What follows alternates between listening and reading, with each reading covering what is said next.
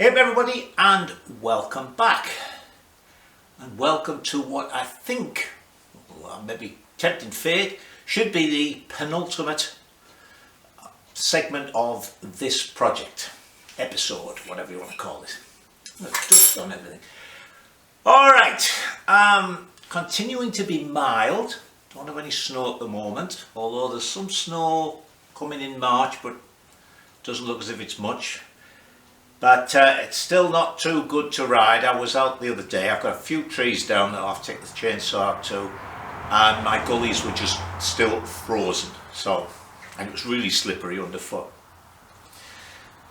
So I can't get out yet. Alright, so the first thing to mention, because I had a bunch of comments about it, is this hole I drilled here. And of course it was my fault, and I found out what it was. And the thing that made me scurry off to look was one comment that pointed out the obvious.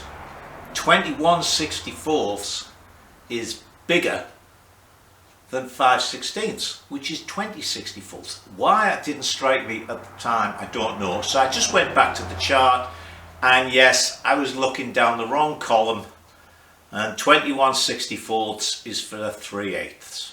Should have been 17/64. So I messed up again. What's new? But not to worry, it'll all be fine. I don't really think I have enough meat there to drill it down. It was mentioned I could helicoil it, and that was my first thought. And I have a bunch of helicoil sizes for British threads, but I don't have a 5/16 BSC. And the only place I found them is they come in a pack where you have to buy them with the tool and stuff to start with. So I didn't want to pay out, it's expensive, all that money for a helicoil kit for 5/16 BSC. So my original plan, it's not a huge wobbly bit. You've got the nut at one side of it, it's going right inside, sealed up, it'll be fine. Alright, so, notice on the wall behind me, if you're watching Jensen, my chicken is up on the wall. That's a sort of family joke, if you like.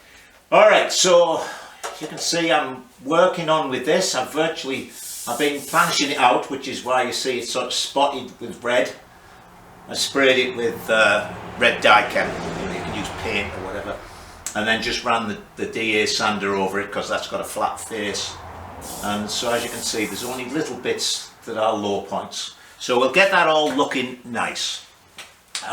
So why do I think this will be the one from last week? Today, by the end of the day, I want to have clutch on, primary drive, primary chain, ignition. I've filled the oil filter up with oil, so once we can kick it over, I'll put the bits in here, we'll top it up with oil, and hopefully by the end of today we'll have it running. Then that means that there are only two jobs to do. One being very small, which is to make that little guide for the front hose and then bleed the brake, which is easy because I have one of those suction things. And finish the tank, which is make two little bits for the front, which I don't think will be too difficult looking at them. The top's got a double curve, but most of it I think will be alright. Weld the top skin up, put my filler cap in, which is in my pocket. Put my filler cap in, and then we're done.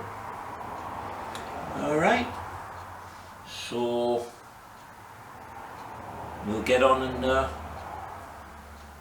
look at this clutch, alright? Right, well, first thing to do is we're just going to pop this outside cover on with a couple of screws so that we're ready for the clutch rod when we get round to that. So for those of you who worry about these things, I set the detent, I've put the washer and the lock nut on and tightened that up. And if you're worried about the oiling on this, I've oiled it. Can you see there's a hole there? It's almost like a cup. And that goes through onto this shaft, and then when this goes on, see that? That's what that little screw's for. You take that screw out and the hole is directly above that, so you can put some oil in there. I've also put a ball in there, so we can put that on.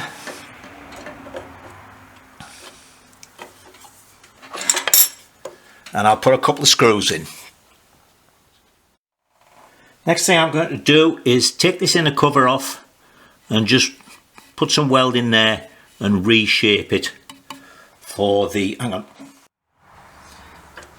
for that which goes in there. See, that's the tensioner, goes on there, that goes there. The new ones you get actually have a nice little rubber foot on them, which the original ones didn't. So let me do that. Alright, a couple of things. I put that back on tighter, not particularly because I thought it wasn't that tight, but because I actually found in a bag the right little screw. I'd obviously bought one. I've put the oil seal in for there, put the oil seal and the spacer in there, and I've done that. So that should go on there.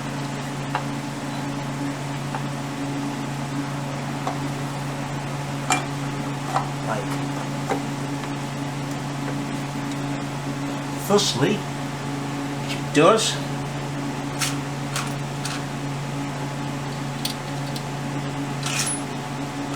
and then I'll put 3 nuts, and as you remember, all these studs are remade with so that they're BSF on one end to go into there, but unified fine on this end. So let me put the nuts on.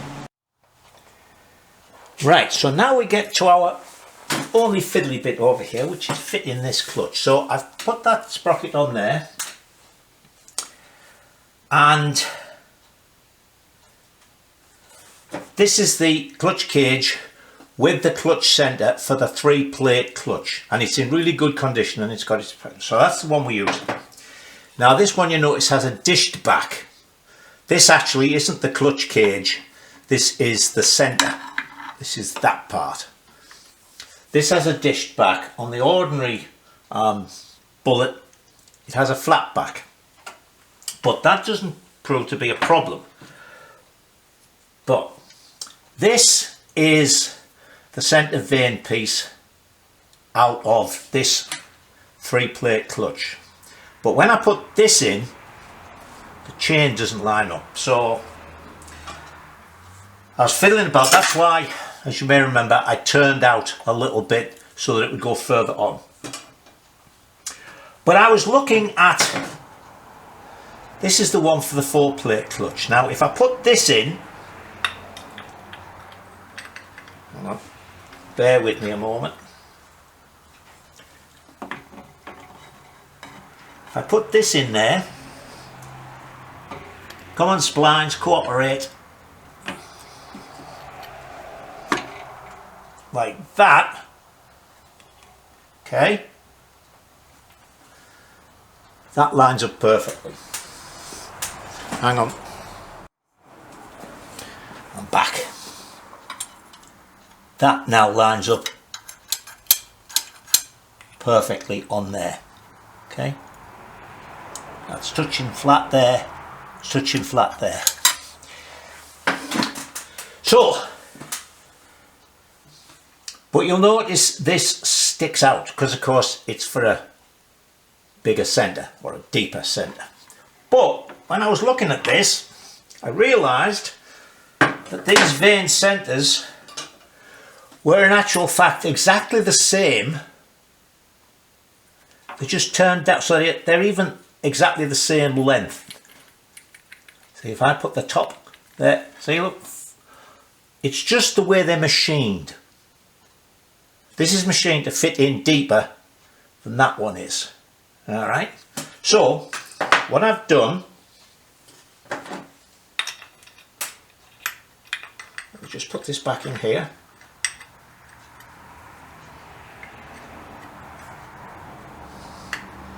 Oh yeah.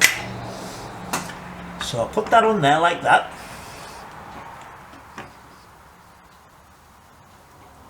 Come on.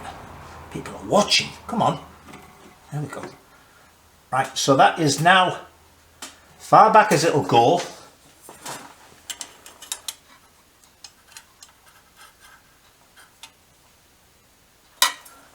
Dead right. So I've taken a scribe and I've marked there on each of these. What we're going to do,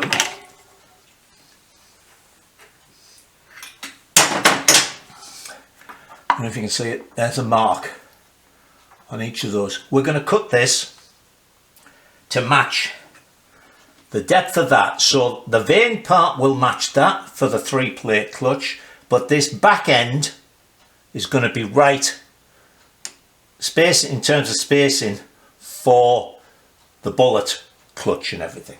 All right, the bullet shafts. So I checked this. Actually, I was talking to Dick because I was asking about it. Best way to cut this, you know, to do it on the mill, to do it in the lathe, whatever. And while I was talking to him, he said, is it hardened? So I checked it, and funnily enough, this isn't hardened steel. This files really easily. So what I'm going to do is, as I say, I've got my marks. I'm going to cut the bulk of it off, just put it in the vise, cut the bulk of it off with a hacksaw, and then we'll put that in the lathe. It'll go and grip nicely, and just face it off to the exact length we want. All right, so let's go and do that.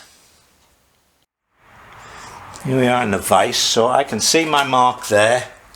See my mark there. That's what I'm going to do. I'm going to put some black marks on. I've put a black mark on so it's easier to see, but I've put it well outside of the scribed mark. As you can see, it cuts really easily.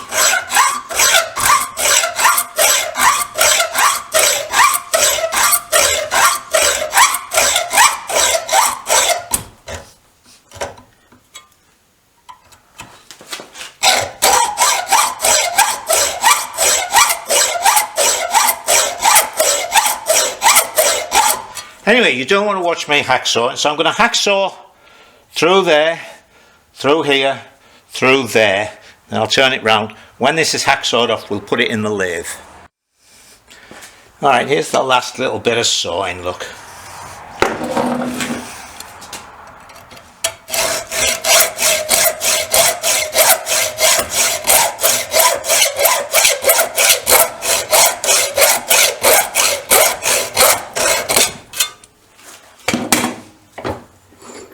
Voila.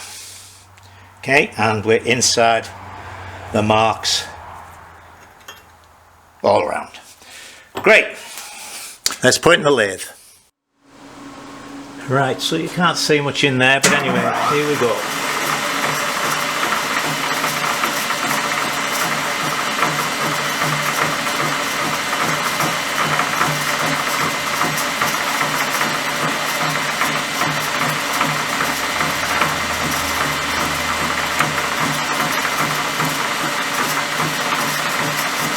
I could probably run this faster, but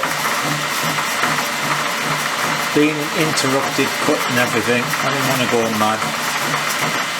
I've got plenty of time.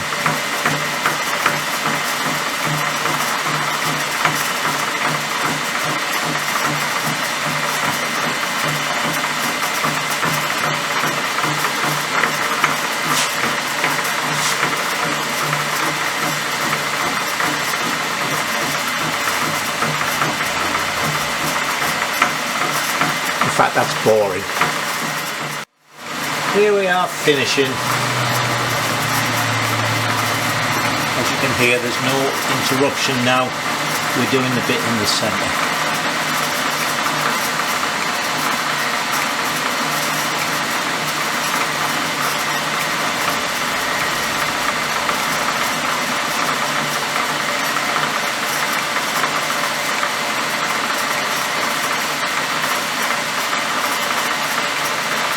And there we go.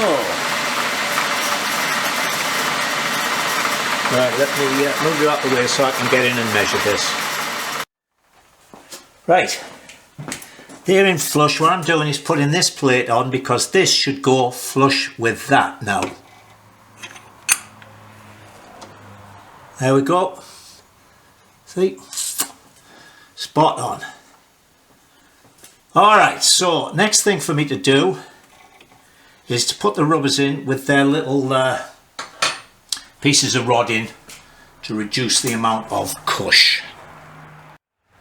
Right then, let's settle down here. So, I've put the rubbers in and I've put the rods in. Hang on, that rubber isn't in as far as the others.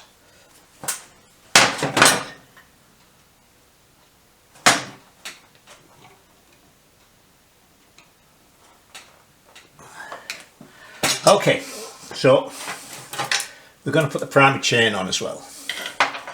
So I'll just mention here that I've had a few comments over the years, people asking me, and actually about the Enfield, because apparently there's one available, why I don't put a dry clutch and a belt on. You've got to remember that when you buy them, they're for standard bikes. And I always change this. So the pulley, I'd need to get a smaller pulley for here, which they probably don't make with that shaft. Then I'd have to get a shorter belt. So they're made to have exactly standard size clutch and sprocket on there, and they duplicate that with the pulleys, so it wouldn't work. Like here I had to buy a shorter duplex chain. Okay, so we're going to put that on there. We're going to put that on there.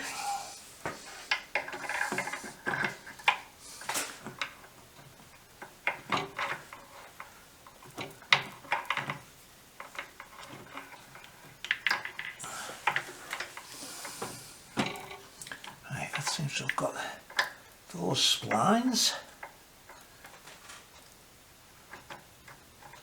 Come on now. So that's on, and that's on.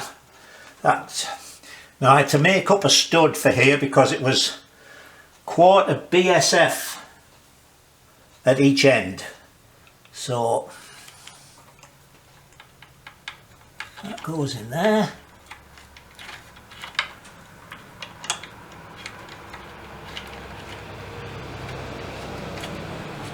Of course I had lots of studs that were BSC and whatever, but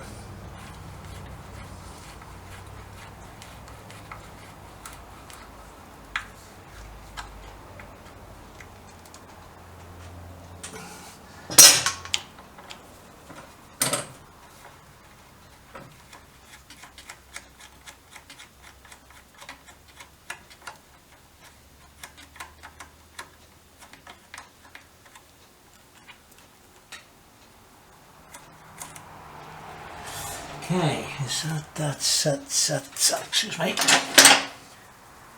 that.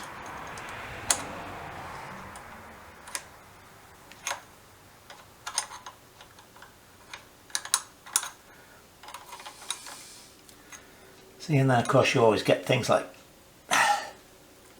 that's almost at the end of its tension because it's expecting the chain to be down here, even with the shorter chain. Alright, so that's on there and that's on there. Now the next thing is that goes on there, and then where's the new nut? There it is. That nut goes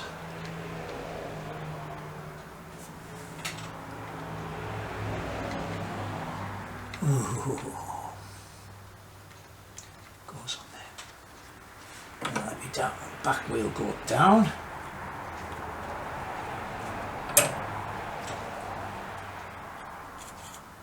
Put it in gear, and then we'll put the torque wrench on that. Oh, actually I've got my clutch holding tool now, haven't I? Right, I printed out the Enfield book as well. Let's see if I can find a torque for it. Alright, I couldn't find any mention of a torque, actually of any torque settings in the workshop manual that I've got. So I'm going to take it to 55, because nearly every bike I've come across is either 50 or 60 pounds.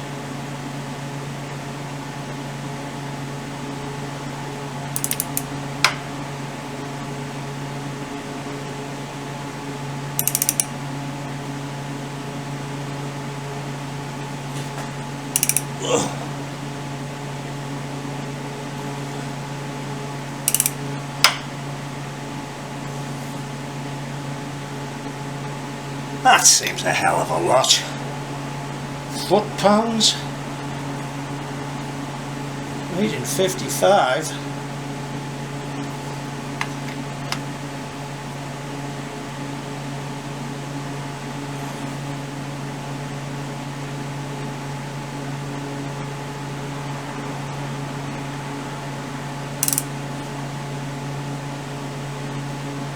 There we go.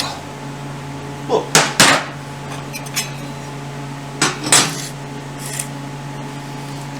Okay, now we've got that on, we can put some plates in here.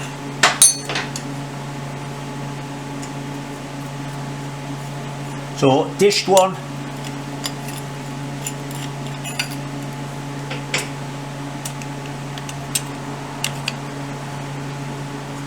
Ordinary one.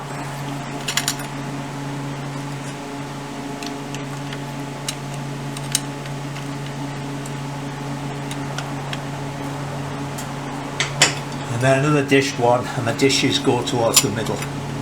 Okay. Then this goes on.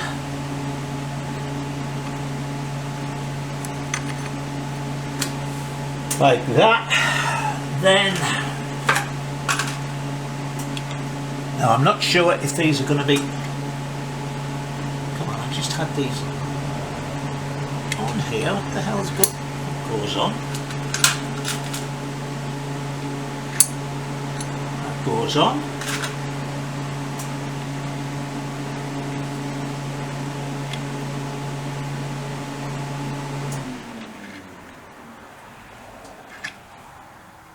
Must be a little burr, hold on.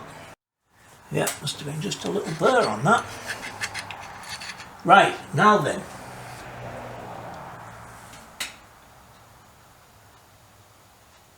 I'm going to say, why should have one more plate in there. Right, now then. That goes on there. So what we want to do now is check our clutch push rod. So,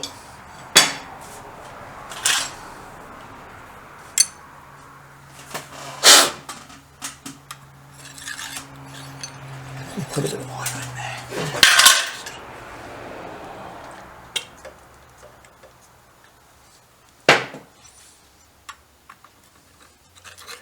So that's going to go right in there. Then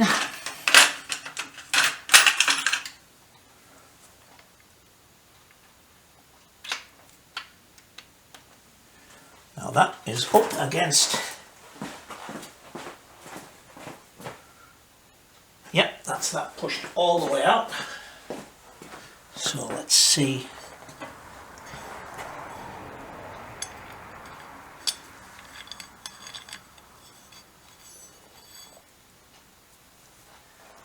Okay.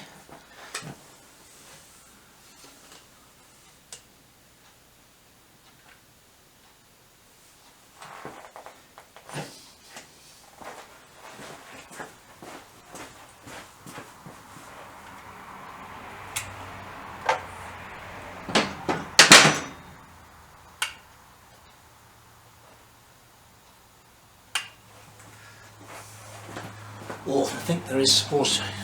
Let me put a. That's not coming anywhere near this. Put a ball bearing in there. Right. So it's not touching there. There we go. Lost the blummet, there it is. No, it isn't, there it is. So we're slightly long. So we'll take a little bit, we'll cut our thing, actually we'll cut it and make it a 1/4 inch shorter and put another ball in and see, but that must be about right. See, then the springs go on, then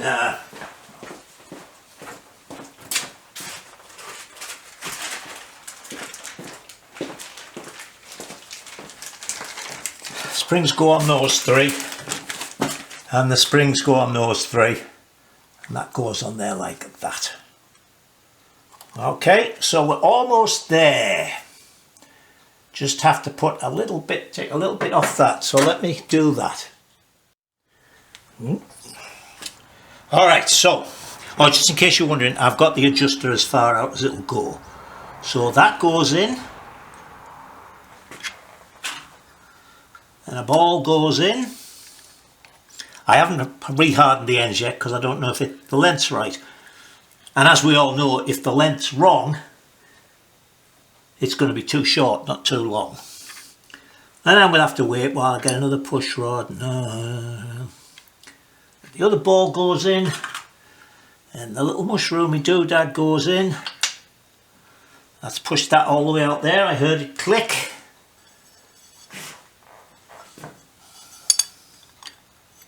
And this goes in, and this should touch the plates, which it does.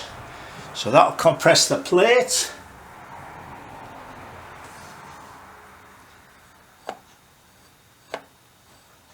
There we go. So that's the right length. Okay, let me go and harden the ends. Alright. Harden the ends that I cut.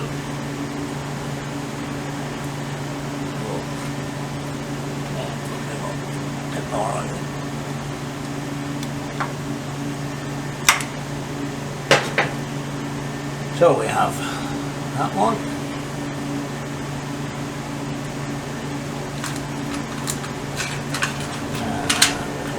Can't get hold of because I just cut my fingernails. So there we go.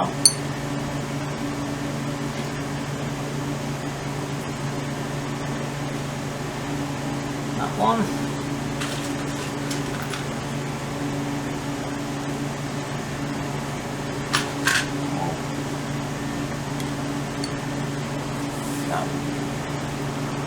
Then we put that on.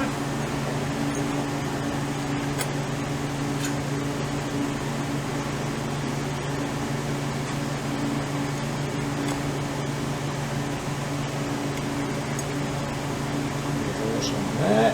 Let's just put together. Come on.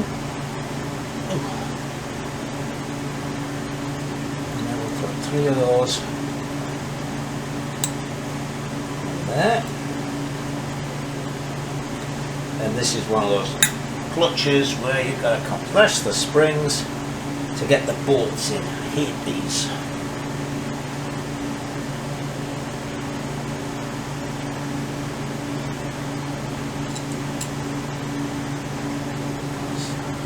The bolts don't reach. Probably going to get in front of you here because I'm going to try.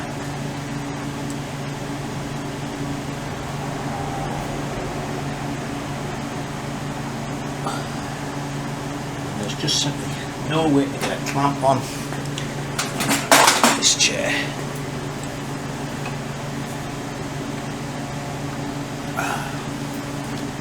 You know, I think last time I did this, found a couple of longer bolts and got it started and then replaced the bolts. Let me look for some 1/4 inch BSC. Right, I found some. I think these must be BSF actually, because I'm pretty sure these Allen bolts are BSF for the these are probably too long. What was I saying? BSF for the outer covers.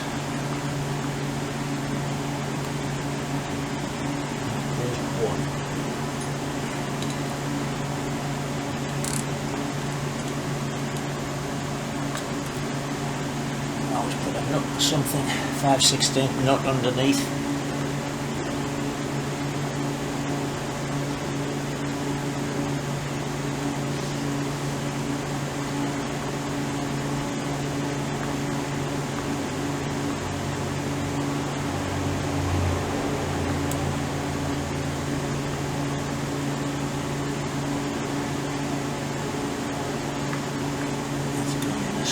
So they'll go.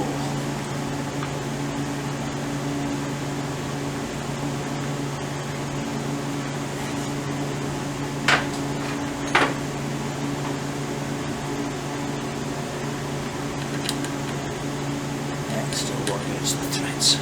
Okay. I just packed these out with a couple of 5/16 nuts because I didn't want to shorten those good BSF bolts.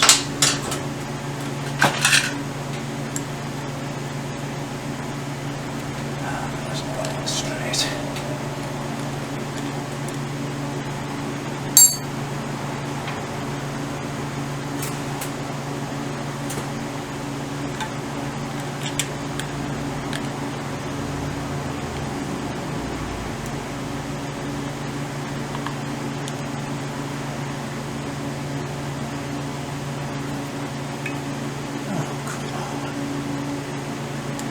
Change the gearbox internals in the other gearbox. This is how I did it.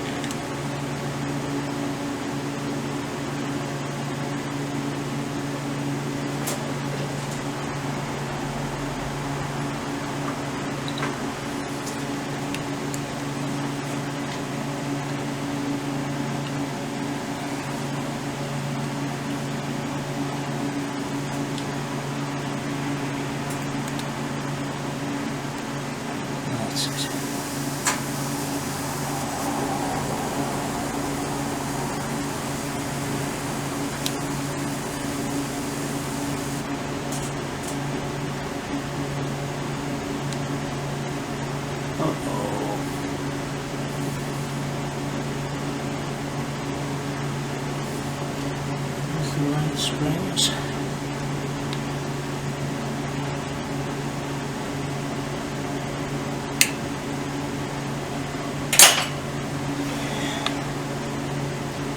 Tell me these springs are too long.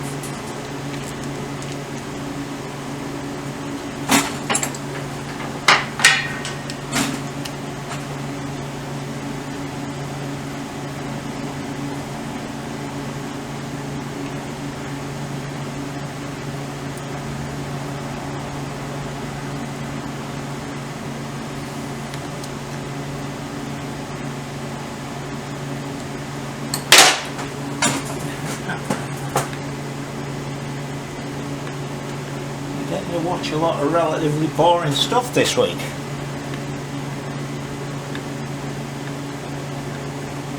Still, it's not as boring as watching me form that tank.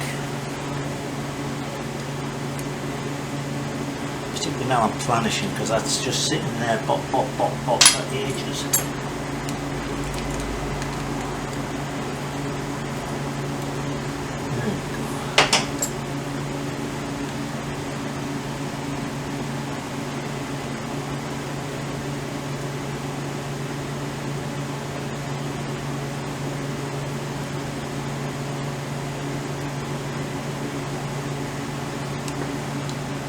Right, let me just tighten these up. That orange spring is longer than the rest. These, the coils aren't tightened up. That is tight. I'll take them back off. Now I think about it, I seem to remember, I'll have to check on the website, I don't know, it might tell me in the manual, that there were sort of 3 stiff springs and 3 weaker springs. And when you look at those two, look, they're the same length. Oops. You see this has got less coils than that. So I've got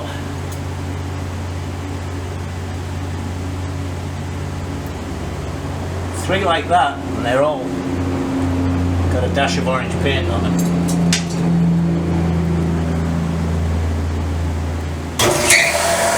Could be.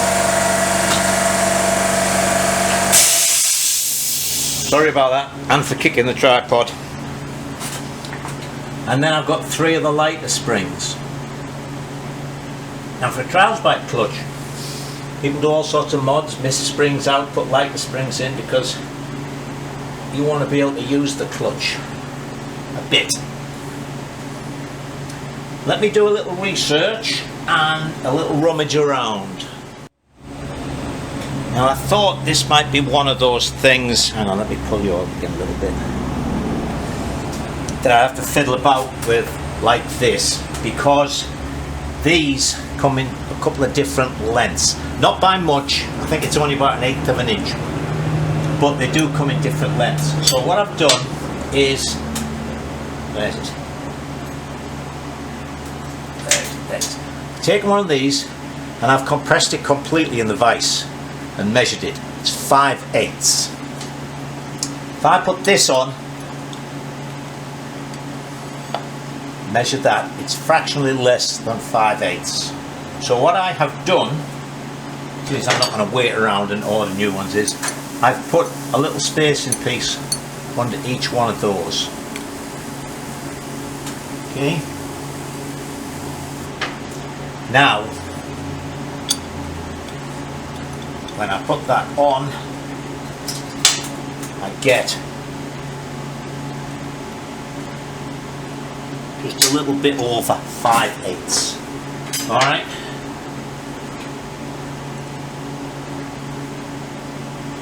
So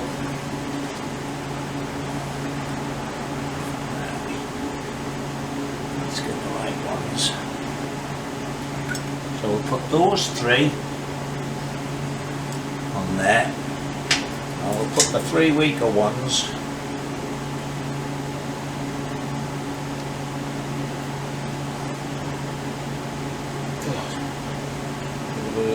these pins are tight. No, let's put them on that way then. We'll put those three on there.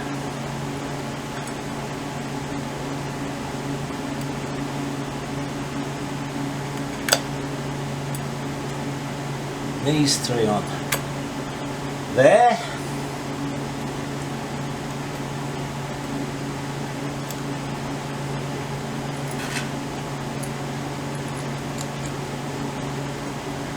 And let's see if we can't do this a little bit better. Alright, let me tighten all this up and get you ready for fitting the proper ones. Right, I put a third one in just to keep this lined up a little bit more.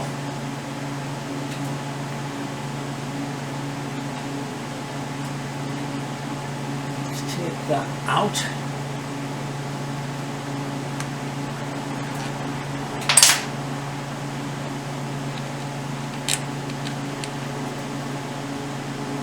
Yeah, it's got it better.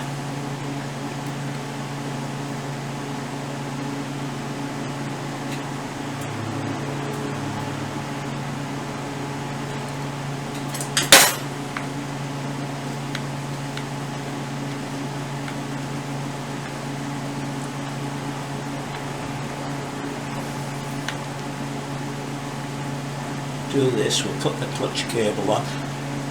I put the plates in so that I can turn the engine more easily. I'll use the back wheel to turn the engine and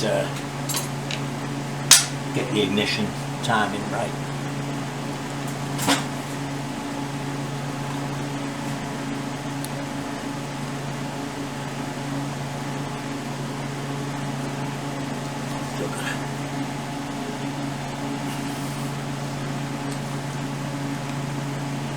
There we go. Right, let me finish this off.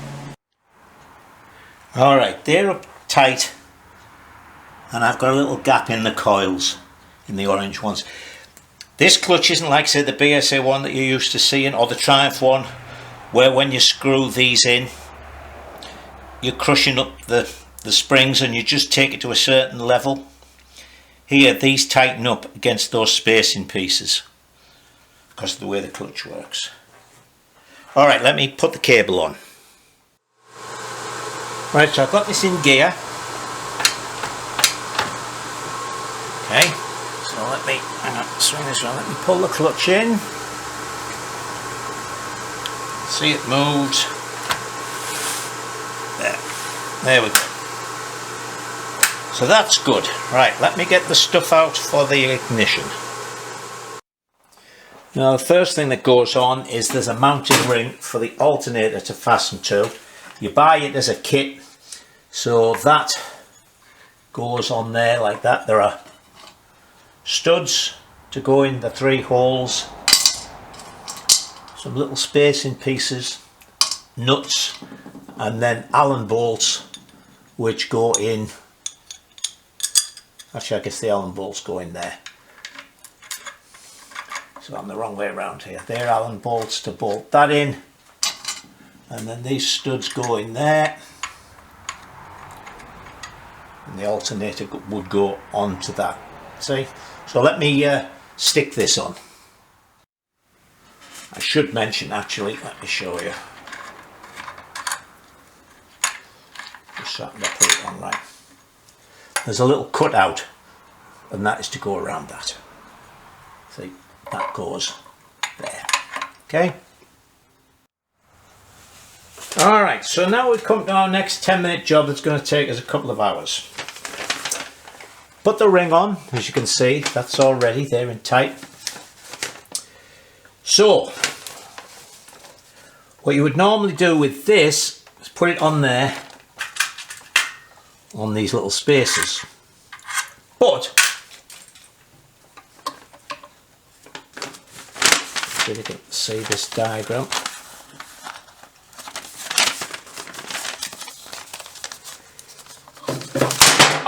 Oh dear. There's the rotor that we're going to put on the crankshaft.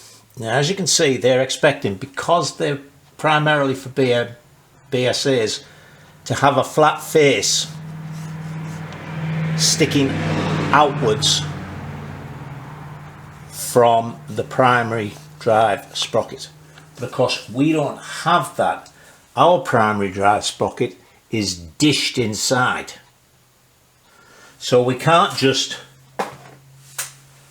push the rotor straight on, otherwise it would be up against this. So we need a spacer to get it out here. But the further we put it out, the less chance we have of it getting onto this collet which locks it on. See, that collet wants to be about there. That would be fine, I think. We're going to have full contact and we've got space in there. I can measure that gap and make a spacer up. But if we do that with these 3 spacers on, then this is going to be right out here, look, and the rotor is going to be right in there. So what we don't want are those spacers.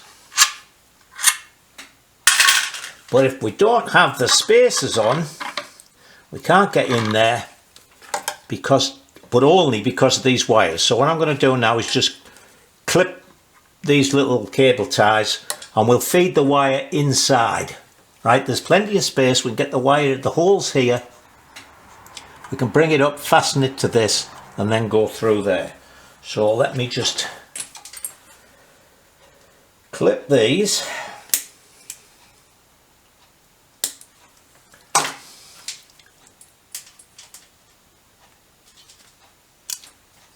So we take that wire off there.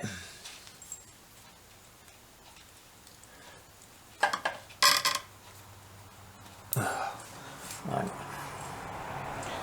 Hold on a moment. I'll get these things out of here. Clip them again. There we go. Now we're shaping.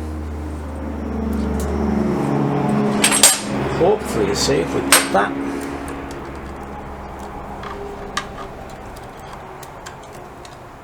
So we can fasten that to the ring so it's out of the way of the chain. I'm hoping now we've got enough room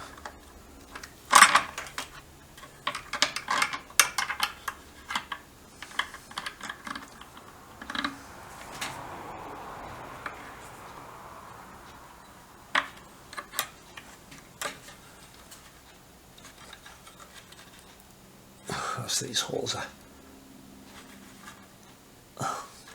These slots just need doing a little bit. Let me go and ease these slots. Right, so there it is. It goes on there. It'll go in that way. It'll even pivot. And what I'll do is I'll drill a couple of little holes here to take little cable ties, or just one hole, and that'll hold it away nicely. Actually, I might even come through the bottom. That's even further away from the chain because I've got lots of wire. Hang on, let's have a look at that.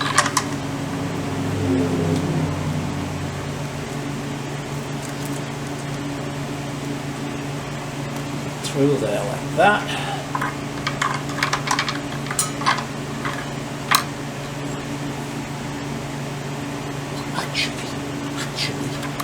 Silly boy, you're all saying, or will it? I don't know if it'll go on there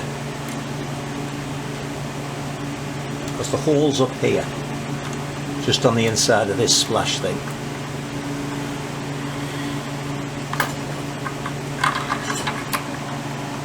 Oh, there we are, look. We can go miles away from the chain.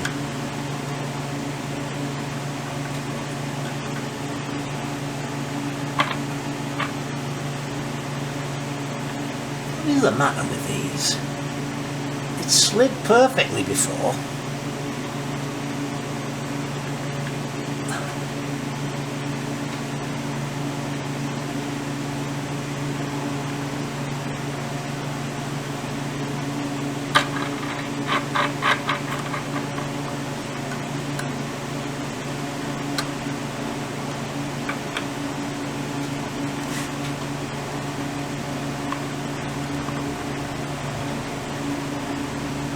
I'll have to ease those a little bit more. Now then, we are now, how far away from that chain? 1.25 inches away from the chain. Okay, which is good because this thing is 1.16 inches.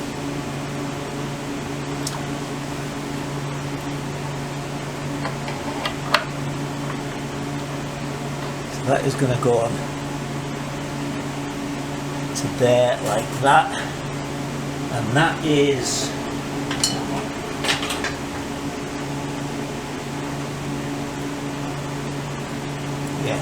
that's good. That's just nicely up to the shoulder, so that will fit on there nicely onto its split collet. So all I've got to do is make a spacer to go in behind that, and then we're done.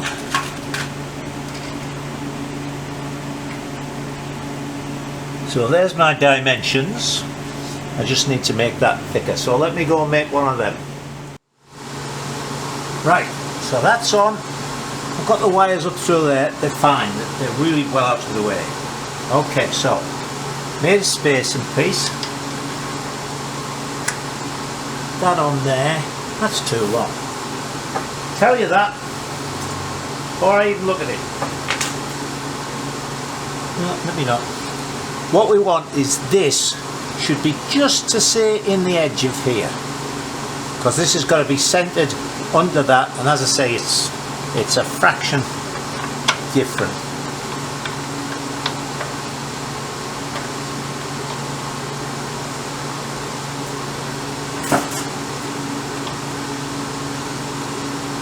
That's almost right, look. I'll measure it, but I'm going to take about a 1/16 of an inch off that spacer, and that will get the magnets centered under that. So let me do that. Right then, there we are. Actually, I took 60, well, a 1/16, 63, that is perfect. Okay, and as I say, the thingy is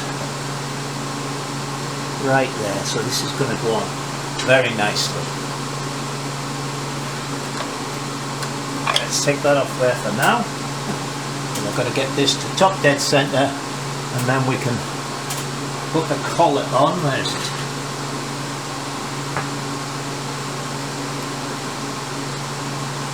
There's the collet on. So I think these spacers are a bit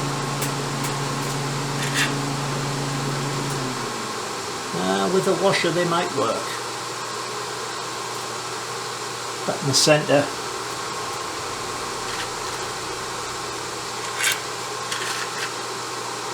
tighten that up. Okay, let me get some washers and bits and pieces. Right, so I've taken this to top dead centre and I've put a mark on there. Okay, so what I'm going to do now is measure up 1/2 inch, put another mark, because 1/2 inch before top dead centre is fully advanced on this.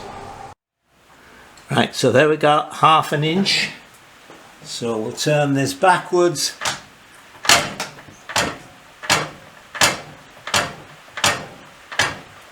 Till it disappears.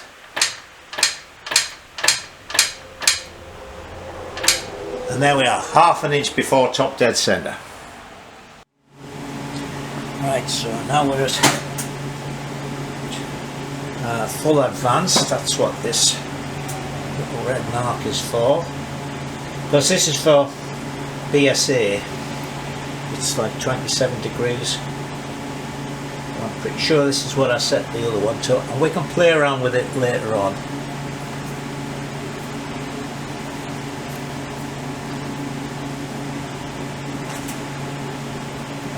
Yep, I put that on. Did I?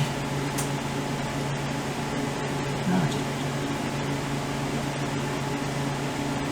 Thought I put that on. It's taking me back off for some reason.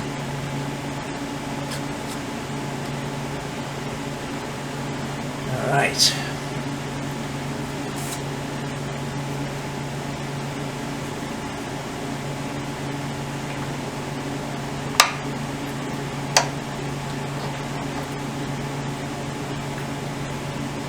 Goes on there like that. Then there is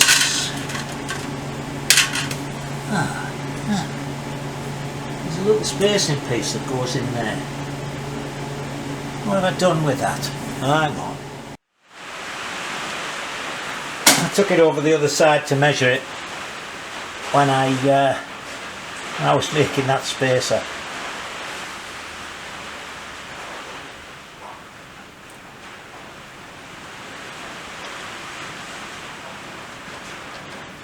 Oh, that's going to go through the centre of that. Just my luck if it wouldn't. Yes, it does.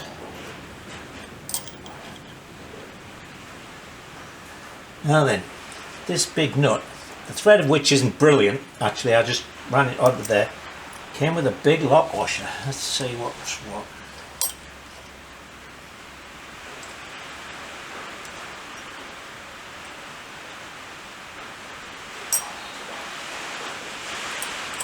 Well, that should just thread straight on there.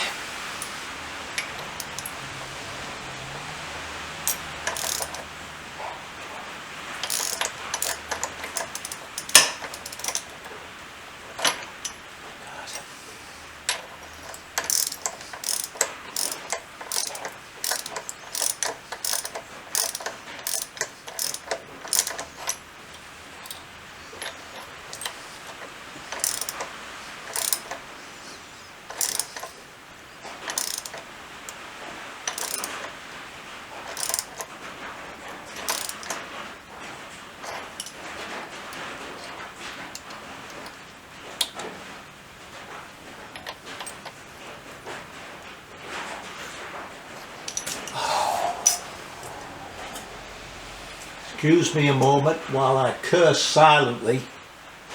Why the hell is nothing you buy any good? Hang on. Alright. Put this in the lathe. Think I managed to chase the thread without ruining it. I don't know whether they'd sort of done a tight thread on this and then plated it or what, but anyway, back to our fully advanced.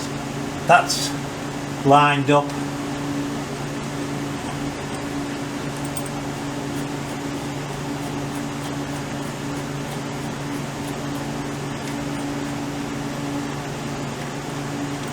Screwing on.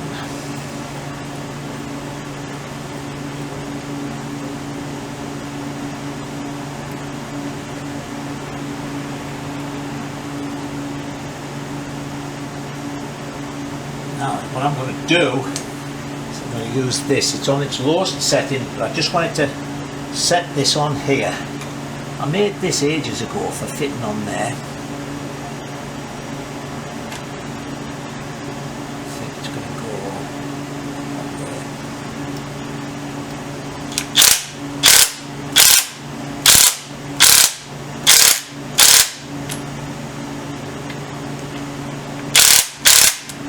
Alright, now then, this supposedly should be torqued up to 40 pounds.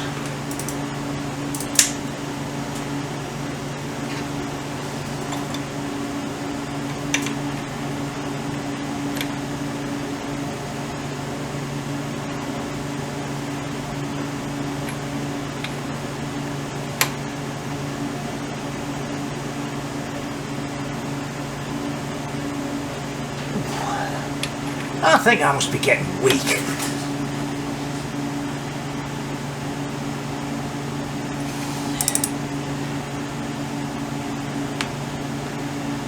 That's moved. There's how far it moved. Now I've got to get the extractor to pull it off. Alright, seeing as you've just witnessed one of my very rare swearing modes, we're marked up at the top. We're still there, and I've got it at £40. Alright, so that's all done. Now we can do our wires and then move on to pumping some oil around the engine. Alright, last bit over here. Filled the oil tank sort of yesterday to let gravitate through wherever it could, which is another reason why I left that hole open.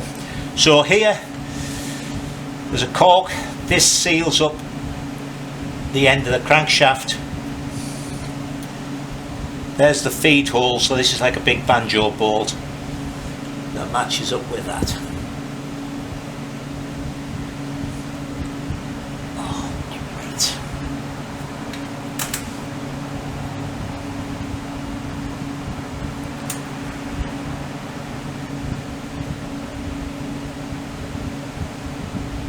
As if that should have gone in there before I put this on.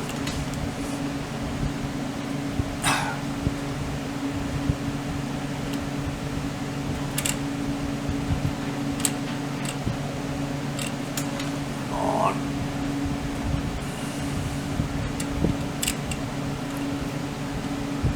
I'm having a very good day, am I?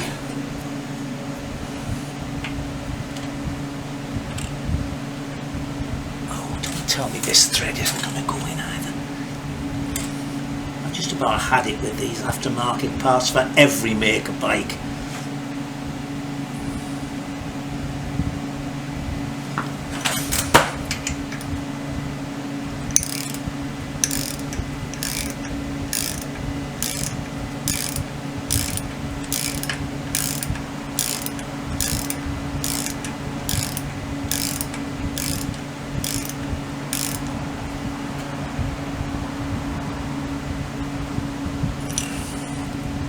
Okay, so now I'm going to break a connection on one of the rockers and I'm going to kick and kick until I get some oil out there, so I'll bring you back when I'm finished kicking. Alright, I did speak too soon. I kicked and kicked and kicked and kicked, didn't get any oil up to the rockers, couldn't understand why, so I've taken this out to show you. If you watch, see, it's pumping oil. That's the oil to go to the crank here, to the crankshaft. So I put that back in. I squirted some oil into the rockers. Took the hang on. Let me open you out again. Lift you up. I've just put this on loosely. I took these off, squirted oil into the rockers, and I should have shown you, I suppose. But I started second kick and just ran it for a couple of minutes. Nothing. So I'm not getting anything through the return. So what I'm going to do next, but I'm going to finish off now because I think we're up to about an hour, is I'm going to check the sump plug and make sure it's getting through into there. And I'm wondering if I can't remember which end had the pitting in. I lapped those pumps in pretty well, but I don't know if I'm losing pressure on the return side. So anyway, that'll be for the next video because I've got to knock off now. But that's where we'll start next week, looking at this. Okay, so until then, you stay safe and enjoy yourselves.